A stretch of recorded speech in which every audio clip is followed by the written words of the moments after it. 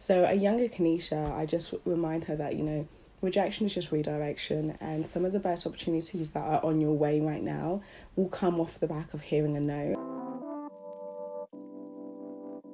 Hello lovely people, welcome back to my channel. It's Kanisha. If you're new around here, my name is Kanisha and I create video content basically documenting my 20-something experiences. So if you like the sound of that, go ahead and hit the subscribe button below.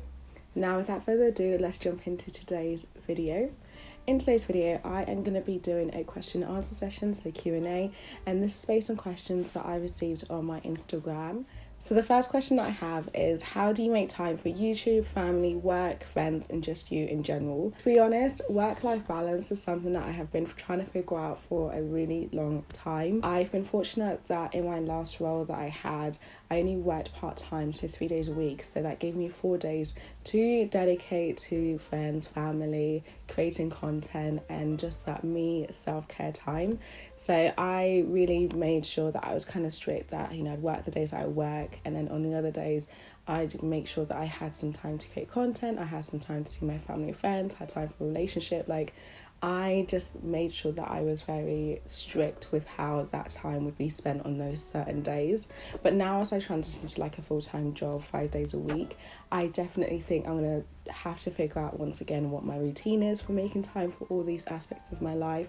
But I think what I've learned throughout it all is that everybody has priorities, everybody has things that are important to them that they're willing to make sure they make the time for. So for me, some of my priority areas are my friends and family, so make sure that I do make that time to be with them, spend time making memories with them, and being present in the lives of people I care about. Another area of priority for me is creating content. So where I can, I try to use free time to either come up with new ideas, to shoot some stuff, or my other priority areas is actually just doing the things that feed me and feed my soul. So if that is watching a certain TV show that I know I'm really into and it'll bring me joy, I will make time for that. Or if it's that I want to read a book and get as much done, then I will find pockets of time, so 20 minutes in a day that I can dedicate to that.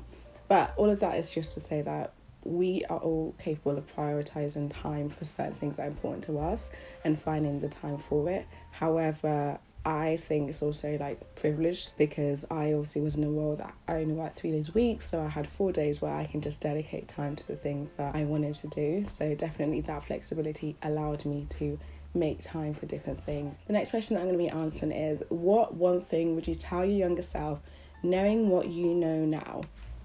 That's a great question. Thank you, Shannon.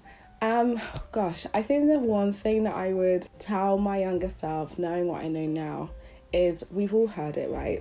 But there's a saying that I just really believe so deeply in my heart is, rejection is just redirection. An example that comes to mind is when I was in my second year trying to get a placement opportunity and with an employer, I kept getting so many no's. I can't even count how many no's I got, but I got so many that in the end, with timing and just what was happening at the time, I just used that opportunity to start my own business, and that was a brand new door that I didn't think would be open for me, at least not this early on. And then through that door, that's then how I ended up getting my summer internship at Google. Those no's I kept getting were devastating. However, they all allowed me to have such a unique year in industry that not a lot of people got to experience, and that then also opened the door to other opportunities. So a younger Kanisha, I just remind her that, rejection is just redirection, and some of the best opportunities that are on your way right now will come off the back of hearing a no, and will come off the back of you not getting the thing that you really wanted the most. I think that also transfers to all aspects of our lives, whether it's in your personal relationships, whether it's in just other life things that happen to us that we really want desperately to happen, but they don't happen there and then, that actually later down the line realize that, oh, it's actually good it didn't happen when I wanted it to happen, because XYZ then were able to take place. Or for example, wow, that could have been worse than what I thought it was, because turns out that was not the cause for me, or turns out that was not the person for me. So many things you realize that it needs to happen in order for you to get what is better for you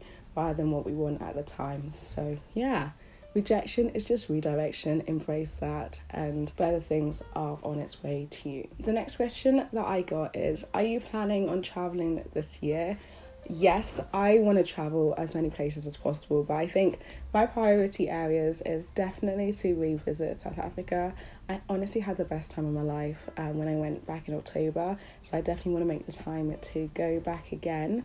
And then Australia's always in my heart, like as a place that I want to visit again. So if the cards could align, going to Australia.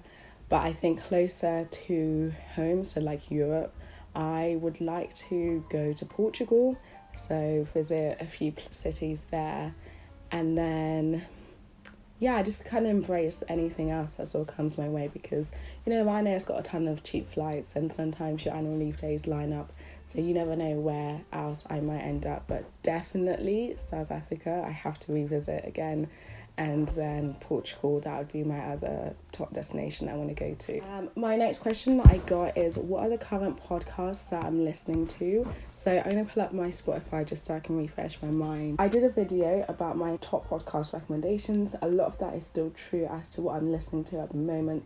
But for some new discoveries and things that I find so entertaining is Cocktails and Takeaways. It's just a really fun pop culture podcast hosted by Madam Joyce, so I've been enjoying that. And then my other podcast is Friend Crush with Amber Akilla.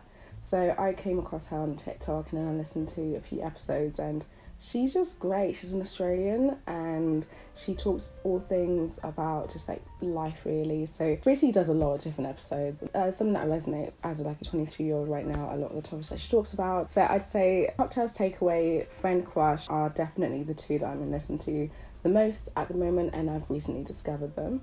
The next question that I got was, what's the dream for you? How do you picture your life in the future? That's a really great question, because I honestly feel like that is evolving with every new opportunity that I'm getting, every exposure to a new person and their own lifestyles. Like, you just start to open your mind to the different ways that you can live your life, and so for me that just changes how I see myself. But honestly, I think when I picture the future, I definitely down the road would be keen to be an entrepreneur again, so have my own business or brand. I definitely would love to continue creating content and documenting my journey, because it's been such an awesome thing to look back on anytime that I'm just like, want to see what my life was like 2 years ago. I can just watch a video from 2 years ago. But I want to basically be creating a brand that has purpose and helps people, inspires people. And then I'd want to have a lifestyle that allows me to have flexibility and freedom to travel, to support new businesses or ideas, whether that's been like as an investor. I just want to have that feeling of security. I want to have that feeling of having the means to do what it is that I want to do, whether that's just having financial freedom. But I definitely want to move to Australia forever type of thing, and be an entrepreneur, continue creating content, consult, just share what I know with the world and support people bring their visions to life. I think I always get excited when I either connect people to each other, help people's visions come to life. So I think I just want to continue living a life with purpose, and that is going to manifest itself in so many different ways and so many different avenues. So I'm definitely going to be someone that wants to try different things, see if it works out. If it doesn't, that's okay. We do something else and just keep going forward in that way. So the next question is, what's your biggest lesson that you've learned post-breakup? I've learned so many lessons, and that's not even just being like dramatic. I have learned more about myself in this breakup in those last 2 months than I've learned in a year or in 2 years. Like, it's honestly so insane, because it reveals to yourself what your capacity is, your resilience, how you're able to go from like an ultimate low to finding new perspectives, finding new ways to endure, to pick yourself up and to recover. Like, I think it really emphasized to me the power of community, the power of having support and what that can do for healing, because a breakup can really knock your sense of self. It can really knock your understanding of love, of relationships, and how you envisioned it. Like, you're grieving the idea of a future, you're grieving the idea of what you thought love could be and that sort of thing. So having community has just been a massive reminder of all the love that I have in my life, all the love that we continue to experience, and just how much richer we are when we do have life experiences like this experience I've had, and how I've been able to grow as a person even just 2 months on is just a big testimony to myself, a big testimony of how we continue to evolve and continue to become the next version of ourselves. Because I just have this understanding, mainly because, when I spoke to my aunt, she said this quote that just resonated with me the most, is that things don't happen to us, they happen for us. And I love that because it's just so true. Yes, I've experienced a breakup and it's happened for certain reasons. There was a reason why the breakup had to happen, and there's a lot of hurt with that. However, it's happened for me in a way that I've been able to learn more about who I am as a person, learn more about what I want and don't want within a relationship, what I want in partnership. It's allowed me to just evolve and to step into the person that I need to be in order to face this next chapter in my life. And I think we ultimately, like Nipsey Hussle, I don't know if it was Nipsey or Lauren who said it, but we experience people, and I think that I will never have regrets of the experiences that I've had with my ex or the things that we experienced together. But that is what it is that we experience people, then sometimes you have to let go to move on to your next step in life, or just to keep moving forward, and that's okay. You just have to, you never own anybody, you never have them as yours. They're just another person you get to experience, create memories with, and sometimes there's a time limit on that, and that's okay. You keep going forward because you're going to encounter so many other people, and you're going to continue to create more memories and continue to function and continue to exist. So I've learned a lot in these last 2 months, and it's been something that of course, you have moments when you're not feeling all of these things I'm saying out loud right now, and you don't believe that you'll experience love again and all those other thoughts. But I really try to take ownership and power over what I'm thinking, and try not to give fuel or energy to negative thought patterns, because it becomes a self-fulfilling prophecy. It becomes something that you give it strength. The more oxygen you give a fire, the bigger it'll become, right? So I think that's the same with negative thought patterns, is that the more that I entertain them, and the more that I'm that is true, I'll never experience love again, it's to my own detriment, it's to my own downfall, because that is not true. I will experience love again. He will experience love in so many different ways, but a lot of the thought patterns that you can have after a breakup, it can really make, change, destroy how you perceive love going forward. So I've just been really cautious about the thoughts that I have and what I put energy or, belief into, because it's not true. I think we learn a lot, we experience a lot, and that's okay. Good things come to an end, and we just move on, and that's okay. Honestly, it's all okay.